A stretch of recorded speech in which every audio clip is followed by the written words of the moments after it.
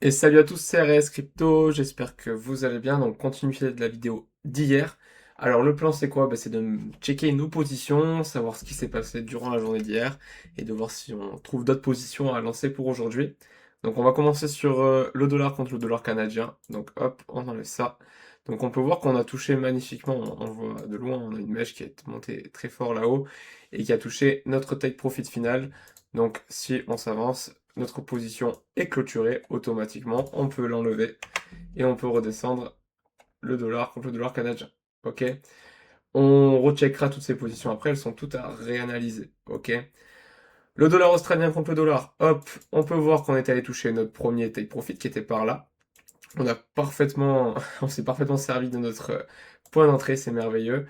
Du coup, on peut enlever la deuxième zone d'achat, ok, qui ne nous servira pas et on peut monter le stop loss pour sécuriser la position. C'est fait. Hop, je confirme, on est sécurisé.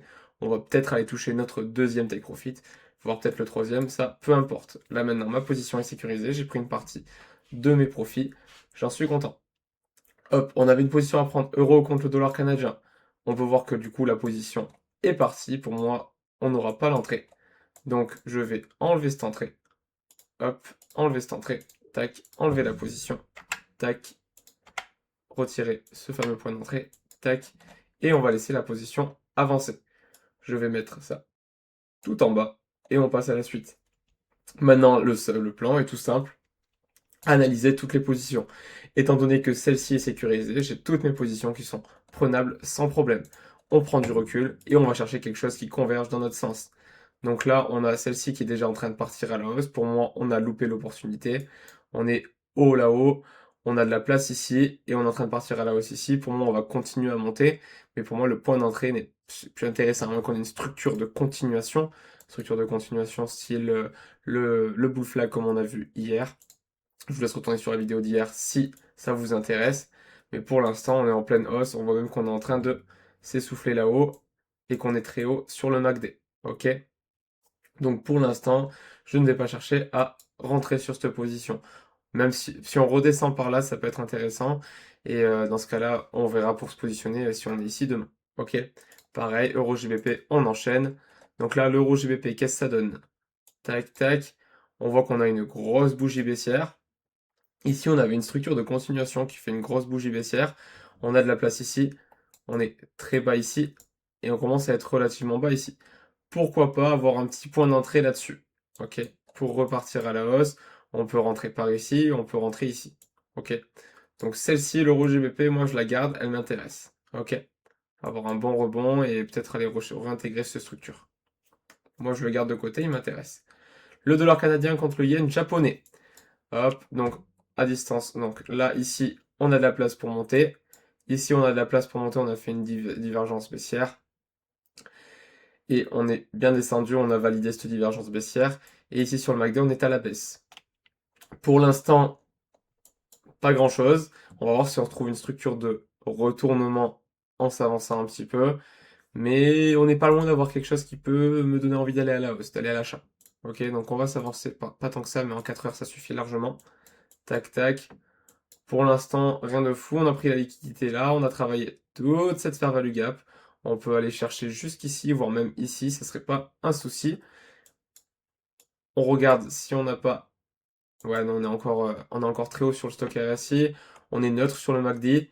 Et ici, on a de la place à la hausse. C'est faisable de rentrer à la hausse, mais pour l'instant, je n'ai pas de structure. Si un petit W en formation ici, peut-être à la limite. Avec, non, il n'y a pas de divergence. Mais on commence à être haut sur le stock RSI. Et on a un MACD qui croise à la hausse.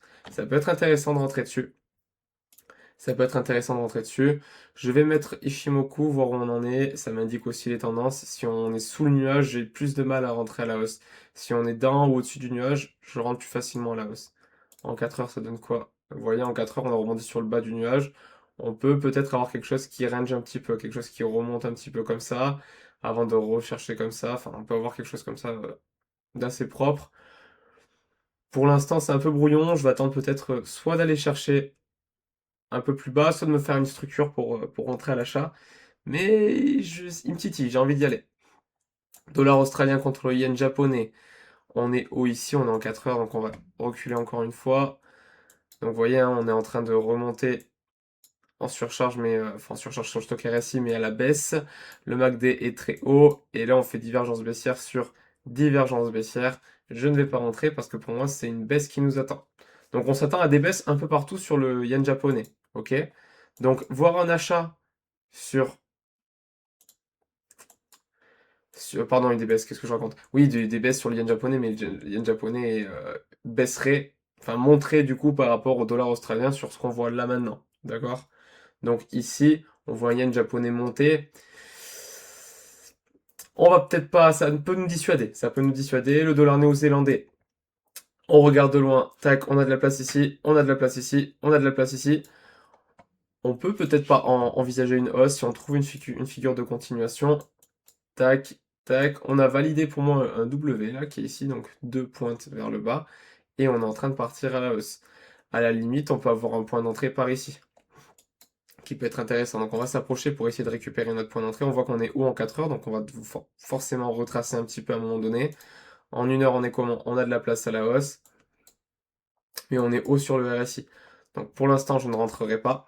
Mais un point d'entrée par ici ou par là peut être intéressant. D'accord? Donc, je vais essayer de préparer ma position. On pourra avoir un point d'entrée ici. L'objectif serait là-haut, on viendrait casser cette structure. Et on peut remettre un stop loss sous toutes ces mèches et sous la partie ici. On voit qu'on a un ratio de 1,41. On est sur à peu près le même risque que le précédent trade. On avait mis 0,5%, voilà. Et on est sur un ratio de 1,65. On va s'éloigner pour essayer de voir si on peut pas trouver un meilleur objectif. Tac, et effectivement, on peut aller chercher par exemple cette mèche-là. Ok. Donc là, on est sur un ratio de 2,39, c'est déjà un petit peu plus intéressant. Donc on irait chercher, c'est cette mèche-là qu'on va chercher. Ok. Je m'avance en 4 heures. On a notre point d'entrée qui est du coup, enfin notre sécurité qui est du coup sous les mèches, sous le nuage, on est bon. On a notre point d'entrée qui est au niveau du bas du nuage, tac, on est bon aussi. La fair value gap est ici, donc on cherche à rentrer juste en dessous. En 1 heure, tac, si on s'avance, on rentrerait pareil au niveau du nuage. Deuxième entrée du coup, pardon, au niveau du nuage. Première entrée sur la fair value gap qu'on a vu ici. Ok. Donc pour moi, ce trade est prenable. D'accord? On a vu qu'on voit tout ce qui est contre le yen japonais pour l'instant qui est fort à la hausse. On envisage une hausse ici. Le seul endroit où... Ouais non, ici aussi sur le dollar canadien, pardon, j'allais dire c'est le seul endroit, mais non, justement, ici aussi on a dit qu'on était d'accord pour voir une hausse. Donc pour moi, la hausse sur les devises VS, le yen japonais, sont largement envisageables. On n'avait pas forcément de structure sur les autres. Ici, on a une structure avec un W qui a été validé. Et une continuité haussière qui est en train de se dessiner. Ok? Donc on a l'euro GBP, le dollar néo-zélandais, je vais mettre l'euro GBP en rouge aussi. On en était au dollar australien contre le dollar canadien. On est sur le sommet d'une structure, on est haut ici, on est haut ici. On est neutre sur le MACD, on va s'avancer et l'objectif c'est de trouver une structure de retournement. Pour l'instant on n'en a pas, on a une divergence baissière qui ont été invalidées. On est haut sur le stock RSI, mais on n'a pas de structure de retournement, donc je ne vais pas prendre de trade. Si une structure se dessine là-haut de retournement, je vais peut-être essayer de rentrer à la baisse. L'euro contre le dollar. Hop, pareil, on prend du recul. Un jour, tac, on est bas ici, on peut largement partir à la hausse. Au MACD, on est en train de descendre, donc pour moi, c'est divergent, ça ne me plaît pas tant que ça. Et puis en plus, on est en train de ranger, c'est pas ce qui m'intéresse non plus. On continue. Le Great British, pardon, Pound contre le dollar. Alors comment on est pareil, c'est un peu le même scénario. Ici on est presque neutre, ici on est quasi neutre, et là-haut on a de la place à la baisse. Seulement on est en train de ranger sur le graphique, ça ne m'intéresse pas tant que ça non plus. À la limite, je pourrais prendre si j'avais une structure ici ou quelque chose, parce que là on a quelque chose qui ressemble à ça là. Tac, vous voyez? Un peu comme les bull flags que l'on a, mais il est pas très très propre ce bull flag. Quoique, bof, non, pas terrible, pas terrible. Mais du coup, ouais, je rentrerai pas là-dedans, on est en train de ranger, ça ne m'intéresse pas. Dollar contre le dollar canadien. Hop.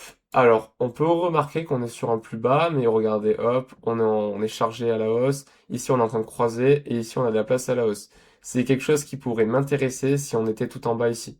Donc, à voir peut-être demain, peut-être qu'on va faire quelque chose comme ça. Peut-être qu'on va faire quelque chose comme ça, venir récupérer peut-être le bas là, ou alors s'arrêter au milieu ici. Et repartir après à la hausse. Si à ce moment-là, quand on est par là, on a ça qui est en bas, peut-être que je pourrais envisager d'entrer en position dessus.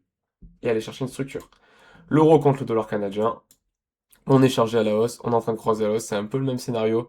Je vais attendre une autre structure comme ça ou quelque chose qui fait que ça redescend. Ok? Pour l'instant, j'ai envie d'entrer à la hausse, bien sûr, parce que du coup, on cherche une tendance haussière, on fait une structure de consolidation sur une tendance haussière. Donc pour moi, c'est quelque chose qui m'indique que l'on va repartir à la hausse très vite. En plus, on a une divergence haussière. Tout m'indique que l'on peut partir à la hausse. Ok? Mais pour l'instant, tout n'est pas dans mon sens, sachant que le stock RSI est en haut, donc ça ne respecte pas le plan. Donc on retourne sur les trades qu'on a potentiellement trouvés. Donc on a vu le dollar néo-zélandais contre le yen japonais. On va s'avancer. On va bien positionner notre entrée, parce qu'on a fait ça, oh, pardon, on a fait ça un peu à la va-vite, tac tac. Alors, comment ça se passe? Effectivement, on a notre structure qui est ici, notre fameux W, on a notre point d'entrée qui est ici, qui est pas mal, on a notre stop loss, donc notre sécurité qui est ici, qui est pas mal, ça laisserait, donc si on va chercher notre entrée, ça laisserait un peu respirer le RSI qui est un peu haut, et le stock RSI qui est un peu haut, ok? En une heure, ça n'a pas d'importance, ça respire très très vite. Vous voyez, une petite baisse comme ceci, et voilà, on a descendu la moitié ici, et on a descendu ici à la moitié aussi. Donc, une petite baisse un peu violente, et le RSI peut vite se retrouver là, et le stock RSI peut vite se retrouver vers le bas. Ok? En 4 heures, c'est comment? En 4 heures, on a dit qu'on était ok aussi. On a de la place pour aller chercher à la baisse. On peut même aller chercher un poil plus bas pour l'entrée. Tac, par ici. Donc, voilà. Donc, au niveau du nuage, en fait, finalement. Et du coup, ici, on a en fait cette zone-là peut être une très belle zone de rebond. Donc si on arrive à couvrir cette zone-là, ça peut être top. On se met là, on est toujours sur du 2. Voilà, comme ça nous laisse rebondir un peu par ici, on sait jamais. Ok. En fait, il faut surtout pas dépasser ça. Parce que si on dépasse ça, c'est obligé enfin, il y a de fortes probabilités qu'on aille chercher ici et ici. Ok. Donc, après, ça fait, vous voyez, donc là, on est à 89 800. Si je mets mon stop loss ici, vous voyez, on se retrouve avec un ratio risque récompense de 1,39. Là où il faut aller chercher beaucoup plus. Et après, ce sera plus un trade d'une semaine, mais d'un mois qu'on va faire. Donc ça m'intéresse pas du tout. Donc moi, je vais me positionner par ici, à peu près à la moitié. Donc ça, c'est un order block. On a une bougie rouge et une bougie bleue collée. Donc je vais me passer à peu près à la moitié de cet order block. J'ai un ratio risque récompense de 2,03. Mon take profit qui va chercher une mèche qui est pas dégueulasse non plus. Et donc l'idée, c'est de se positionner là-dessus. Donc je m'avance en une heure. Je crée mon ordre d'achat, crée un ordre de limite, je rentre mon risque en euros, donc on peut mettre en pourcentage du solde, hein, et se dire qu'on risque 3% du solde, ok? Donc ça fait 12 euros, ça m'étonnerait. 3% du solde parce qu'on est à 1000 euros sur le solde actuellement, c'est un solde, je répète, en paper trading, donc c'est du faux trading, hein, bien sûr, c'est pas de l'argent réel. Donc je vais acheter à ce pourcentage-là, mais ça me dérange 3% parce que c'est archi faux, c'est pas 3%, c'est moi ce que je veux miser, c'est plus du 30 euros. Ah, voilà, 30 euros, c'est ça? Ah, mais ok, d'accord, ça reste affiché à 12 à gauche. Excusez-moi, je découvre encore le trading sur TradingView. C'est le but aussi de ces vidéos. Donc, pourcentage du solde, on va rester sur 3%. Je fais acheter. Tac. J'ai mon ordre limite qui est positionné. Ah, voilà, 3%, c'est trop peu. Je vais l'enlever. Hop. Parce que ça m'a fait 12 euros du coup. Donc, on reprend l'ordre. Et risque en euros, je vais risquer 30 euros. Hop. On a dit qu'on faisait comme ça. Tac. J'achète avec 30 euros de risque. Je place ma deuxième entrée. On a dit qu'on l'a positionnée par là. Donc on va la mettre, regardez, hop, je vais m'avancer un peu pour vous montrer. On a une bougie haussière et une autre bougie haussière sans cotation au milieu. Donc toute cette partie-là, c'est une fair value gap, une zone de rebond qui peut être attractive. Donc je vais placer ma deuxième entrée ici. Ok. Donc acheter, tac. J'achète à peu près la moitié de ce que j'ai mis là. Donc unité 4000. Hop. Et j'achète. Et on va voir ce que ça donne. Ok. Pour moi, si on invalide cette structure qu'on va chercher beaucoup plus bas, on peut faire une mèche hein, pour aller chercher peut-être cette zone-là. Mais ça fait après, si on va beaucoup plus bas que cette structure, pour moi, on est invalidé et on repart sur une tendance baissière. Donc dans ce cas-là, on ira toucher mon stop loss et ce n'est pas grave. Je place bien le stop loss de cette deuxième entrée au niveau du précédent stop loss. Je confirme et mon trade est prêt. Donc je peux le monter en cours. Tac. On enlève le truc rouge et on descend sur le deuxième qu'on a éventuellement repéré. On a dit qu'on cherchait une structure haussière. Là, on est quand même puissant à la baisse, on est chargé en haut.